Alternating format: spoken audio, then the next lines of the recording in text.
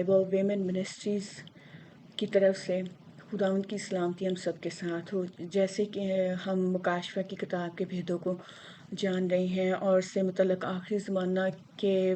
बारे में जो खुदावंद का कलाम बताता है उसको सीख रहे हैं। फिर कलीसिया के उठाए जाने के बाद 7 साल दौर के शुरू होने और जो कुछ वाक़यात उस दौरान में होंगे और कैसे 7 साल दौर ख़त्म होगा, इन सब के बारे में खुदावंद के कलाम में से हम सीख रहे हैं। और खुदा चाहता है कि उसके लोग उसके भेदों को जानें और उसके जो अज़ीम मंसूबे हैं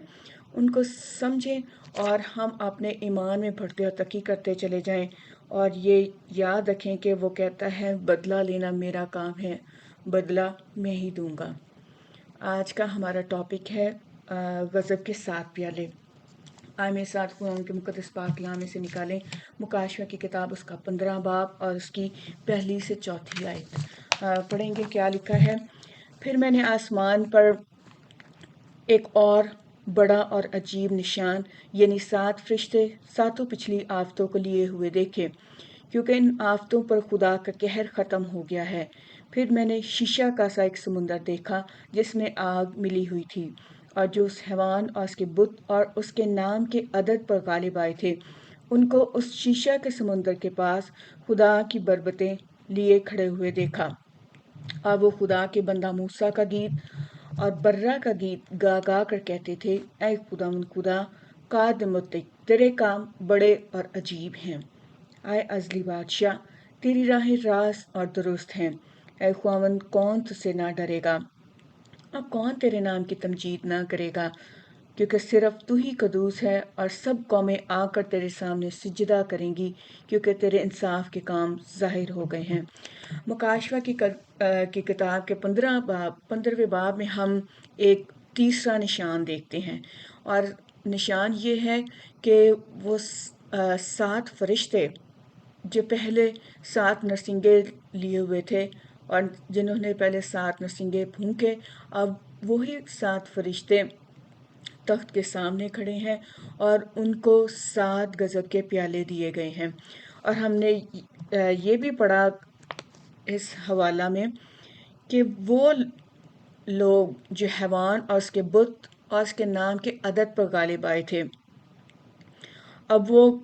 तख्त के सामने खड़े हैं और वो शीशा के समुंदर के पास खड़े बरबते लिए हुए खुदा के बंदा का मूसा का गीत, बर्रा का गीत गाकर उनको खराज तहसीन पेश कर रहे हैं। बर्रा की तारीफ़ कर रहे हैं कि उसने उनको नजात मुहैया की और फिर वो खुदा कात मुतली की तारीफ़ करते हैं और कहते हैं कि तेरे काम बड़े और अजीब हैं। आए असली बादशाह, तेरी राहें रास्त और दुरुस्त हैं।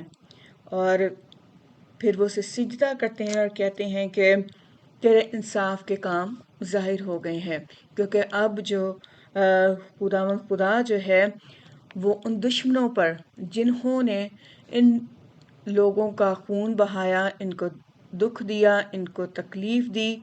खुदावन उनसे अब बदला लेगा और अपने कहर के प्याले जो हैं उन पर उंडेलेगा। फिर हम देखते हैं कि हरमजिदोन जब ख़त्म होने वाला होगा तो ज़लज़ला आएगा जिससे यरूशलेम शहर का 10वां हिस्सा गिरेगा और 7,000 लोग मरेंगे। जैसे आपने पिछली वीडियोस में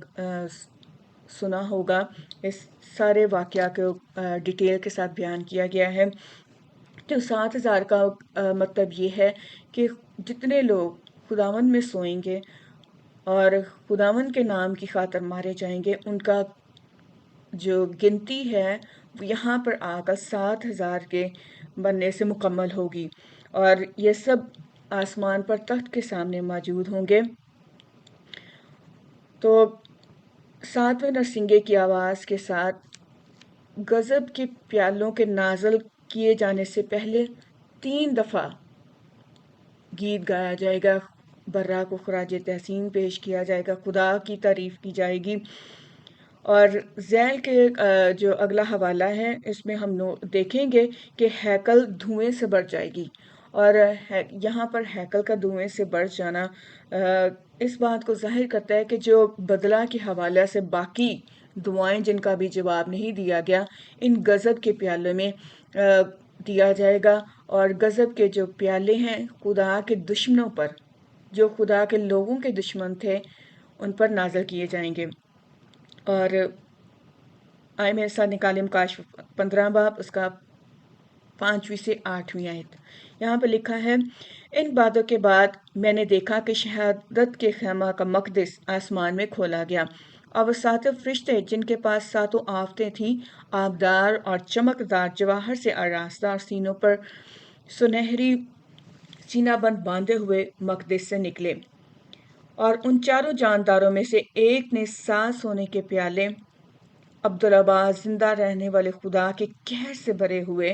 ان 7 فرشتوں کو دیے۔ ان 7 فرشتوں کو دیے۔ کون سے 7 فرشتوں کو دیے؟ جو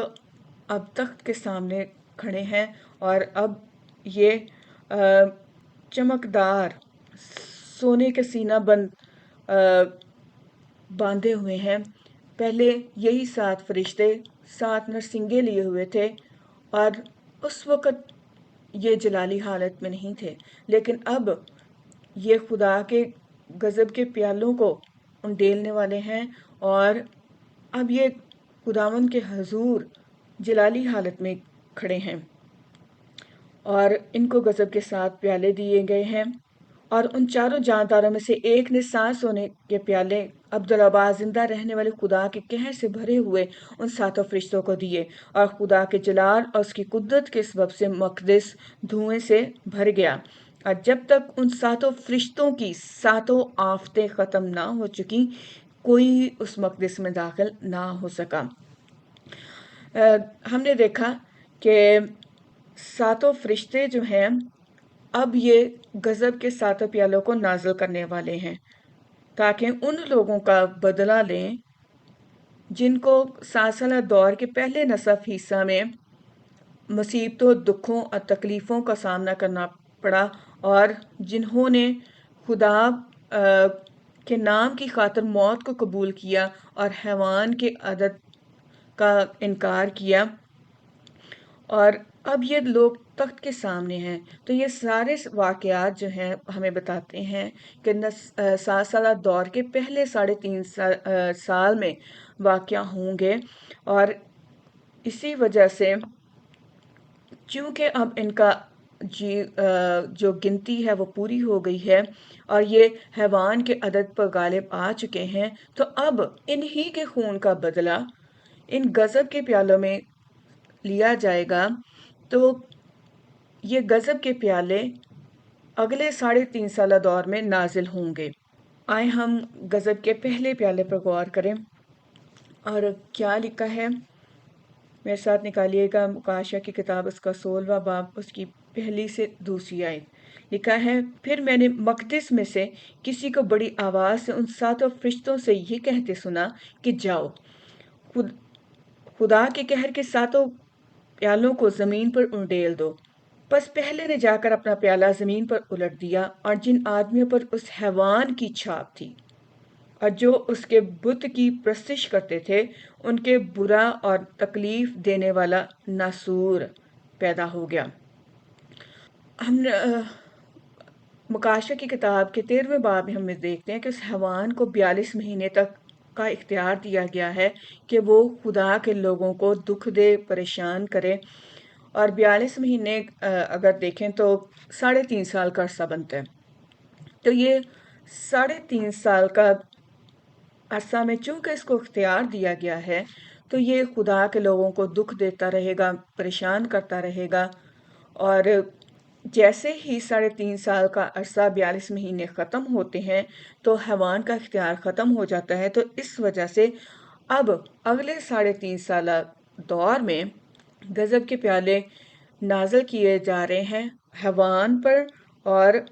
لکھا ہے، پہلے جا کر اپنا پیالہ زمین پر الٹ دیا، اور جن آدمیوں پر اس حیوان کی چھاپ تھی اور جو اس کے بت کی پرستش کرتے تھے، ان کے ایک برا اور تکلیف دینے والا نسور پیدا ہو گیا۔ یہاں پر واضح کیا جا رہا ہے کہ یہ غضب کا پیالہ ان پر ہے جن پر حیوان کی چھاپ ہے، اور حیوان کی چھاپ لینے والے جو ہیں وہ پہلے 3.5 سالہ دور میں حیوان کی پیروی کرتے ہوئے خدا کے لوگوں کو دکھ پہنچائیں گے، تو اسی وجہ سے اب غضب کا پیالے جو ہیں ان پر نازل کیے جا رہے ہیں، کیونکہ اب حیوان کا اختیار ختم ہو گیا ہے 3.5 سال کے بعد۔ تو اب خدا جو ہے حیوان کی چھاپ لینے والوں پر ان غضب کے پیالوں کو انڈیل رہا ہے۔ اب پہلے غضب کے پیالے کے ساتھ یہ ہوا ہے کہ جن لوگوں پر حیوان کی چھاپ ہے اور جو 666 کی تحقیقات میں ملوث رہے، جنہوں نے خدا کے لوگوں کو ڈھونڈ ڈھونڈ کر ٹارگٹ کلنگ کے ذریعے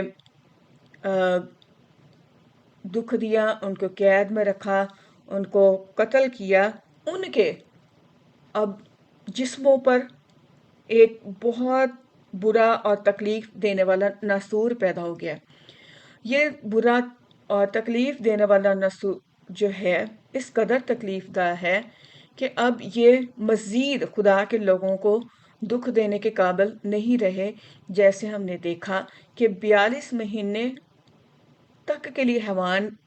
کے پاس اختیار تھا۔ اب 42 مہینے گزر گئے، اب حیوان کا اختیار ختم ہو گیا ہے، اور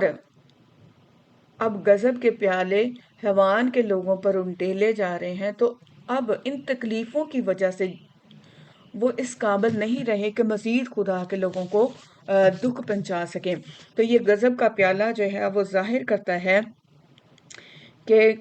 حیوان کے لوگوں پر تکلیف دہ نسور پیدا ہو گیا ہے، اور وہ اب مزید خدا کے لوگوں کو دکھ نہیں پہنچانے پائیں گے، ان کو نہیں قتل کرنے پائیں گے، کیونکہ لکھا ہے کہ جب غضب کے پیالے نازل ہوں گے تو آسمان کا مقدس بند ہو جائے گا۔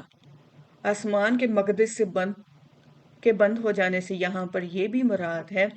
کہ حیوان خدا کے لوگوں کو قتل نہیں کر پائے گا، اور کیونکہ وہ قتل نہیں ہوں گے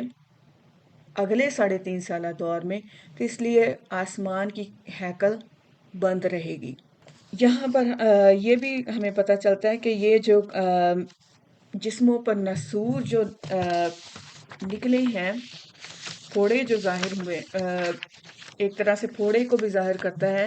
اور یہ جو تکلیف جو ہے مصر کی آفتوں کو بھی ظاہر کرتی ہے، جب موسیٰ فرعون کے کو بتا رہا تھا، اور خدا نے فرعون کا دل سخت ہو گیا، تو خدا نے اس کے لوگوں پر ان پھوڑوں کی آفت کو نازل کیا، جیسے ہم خروج 9 باب اس کی 10ویں آیت میں دیکھتے ہیں کہ موسیٰ اور ہارون بھٹی کی راکھ لے کر فرعون کے آگے جا کھڑے ہوئے، اور موسیٰ نے اسے آسمان کی طرف اڑا دیا، اور وہ آدمی اور جانور کے جسم پر پھوڑے اور پھپھولے بن گئی۔ تو چونکہ یہاں پر فرعون خدا کے لوگوں کو دکھ اور تکلیف دے رہا تھا اور ان کو جانے نہیں دے رہا تھا، تو خدا نے یہاں پر بھی اپنی آفتوں کو نازل کر کے فرعون کو بتایا کہ کون عظیم ہے، کون طاقتور ہے، کون حکمران ہے۔ تو جیسے فرعون نے اپنا دل سخت کیے رکھا جب تک اس کی فوج کا خاتمہ نہیں ہو گیا بحر کلزم میں، تو ایسے ہی حیوان اور اس کے لوگ جو ہیں اور شیطان جو ہے وہ اپنے دل کو سخت کیے رکھے گا خدا کے لوگوں کے خلاف، اور خداوند جو ہے ان پر اپنے غضب کے پیالوں کو نازل کرتا جائے گا۔ تو یہاں پر ہم نے دیکھا کہ غضب کا جو پہلا پیالہ ہے وہ جسم پر اثر کر رہا ہے، اور ان لوگوں کے جسموں پر جنہوں نے حیوان کی چھاپ لے لی ہے۔ یہاں پر ہم ایک اور چیز بھی دیکھتے چلیں گے کہ جب پہلا نرسنگا پھونکا گیا تو اس میں زمین کا صرف 1/3 حصہ جلا اور ساری گھاس جل گئی۔ یہاں پر نرسنگے کے بارے میں بیان کرنا کیوں ضروری ہے؟ تاکہ ہم ان چیزوں کو سمجھیں کہ نرسنگے اور مورے جو ہیں وہ غضب کے پیالوں سے بالکل علیحدہ ہیں۔ مورے اور نرسنگے، خاص طور پر نرسنگے جو ہیں وہ 7 سالہ دور کے پہلے 3.5 سالہ دور سے تعلق رکھتے ہیں، جو غضب کے پیالے ہیں وہ اگلے 3.5 سالہ دور سے تعلق رکھتے ہیں، جو 7 साला दौर का अगला नसफ हिस्सा है। तो खुदा ने यहाँ पर हमें ये चीज़ें इसलिए फ़राहम की हैं ताकि हम समझें कि खुदावंद का मंसूबा जो है किस तरह से है, और कैसे खुदावंद जो है हर दौर में लोगों को बुला रहा है ताकि वो उसके निजात को, उसकी अजीम मंसूबों को जान सकें और बचें और उसकी हमेशा की ज़िंदगी के हल को कबूल करें। अभी हम दूसरे प्याले पर गौर करेंगे। मेरे साथ निकालिएगा मुकाशवा की किताब उसका 16वां बाब उसकी 30वीं आयत। यहाँ पर यूँ लिखा है, और दूसरे ने अपना प्याला समुंदर में उल्टा और वो मुर्दे का सा खून बन गया और समुंदर के सब जानदार मर गए। यहाँ पर अब देखते हैं कि गज़ब के दूसरे प्याले में समुंदर का हर जानदार मर जाएगा। और यहाँ पर ये जानदारों के मरने की वजह से ऐसे लगेगा जैसे ये मुर्दे का सा खून बन गया, मुर्दे का सा खून। और फिर समुंदर की चूंकि ये जानदार मर गए हैं तो ये मुर्दे का सा खून है। यहाँ पर ये नहीं लिखा कि ये खून बन गया, बल्कि ये मुर्दे के से खून को जाहिर करता है, क्योंकि यहाँ पर समुद्री मखलूक़ात जो है वो सब की सब मर गई हैं। तो ये यहाँ पर भी हम देखते हैं कि ये दूसरे नरसिंगे से की आफत से मुख्तलिफ है, जो हम मुकाशवा की किताब उसके 8वें बाब 8वीं से 9वीं आयत में देखते हैं। यहाँ पर लिखा है, और जब दूसरे फरिश्ता ने नरसिंगा फूंका तो गोया आग से जलता हुआ एक बड़ा पहाड़ समुंदर में डाला गया, और तहाई समुंदर खून हो गया, और समुंदर की तहाई जानदार मखलूक़ात मर गई, और तहाई जहाज तबाह हो गए। तो हम यहाँ पर देखते हैं कि दूसरे नरसिंगे में सिर्फ समुंदर की 1/3 मखलूक़ात मरती है और तहाई समुंदर खून हो जाता है, और यहाँ पर तहाई जहाज तबाह हो गए हैं। जो तहाई समुंदर के खून हो जाने से और तहाई समुंदर की मखलूक़ात के मर जाने से वाक़यात रूनुमा हो रहे हैं, क्योंकि यहाँ पर लिखा है कि जब दूसरे फरिश्ता ने नरसिंगा फूंका तो गोया आग से जलता हुआ एक बड़ा पहाड़ समुद्र में डाला गया। चूंकि एक बड़ा पहाड़ जो है आग से जलता हुआ समुद्र में 1/3 समुद्र में डाला गया है, तो हम देखते हैं कि इसमें नरसिंगों में दूसरे नरसिंगे में 1/3 जहाज तबाह हो गए हैं। और जब हम गज़ब के दूसरे प्याले पर गौर करते हैं तो इसमें हम लिखा है कि दूसरा अपना प्याला समुंदर में डाला, वो मुर्दे का सा खून बन गया, समुंदर के सब जानदार मर गए। यहाँ पर सब समुंदर के जानदार मर गए हैं, लेकिन यहाँ पर किसी भी बहरी जहाज़ का कोई नुकसान नहीं है। तो क्योंकि सनतकारी का जो बाकी रह जाएगा वो अपने जो कार्गोस हैं, अपने बहरी जहाज़ जो हैं, वो मऊदा सरजमीन की तरफ मोड़ेंगे, क्योंकि वो देखेंगे कि खुदा जो है अपने लोगों इसराइल की साथ है, और और साथ ही वो ये भी देखेंगे कि बड़ी कसबी जो है, जो पूरी दुनिया के कारोबार पर गालिब है और मुख्तलिफ तरीके से लोगों को गुमराह करती है, और पूरी दुनिया में जो सनतकार हैं, जो कारोबारी लोग हैं, वो उसके साथ कारोबार करने के लिए उसके लिए अपने चीज़ों को बेचने में बड़ा मुनाफा कमाते हैं। तो अब उनके पास कोई उम्मीद नहीं रहेगी, तो वो अपने और 1/3 जो बहरी जहाज़ जो हैं वो तबाह हो जाएंगे। तो वो अब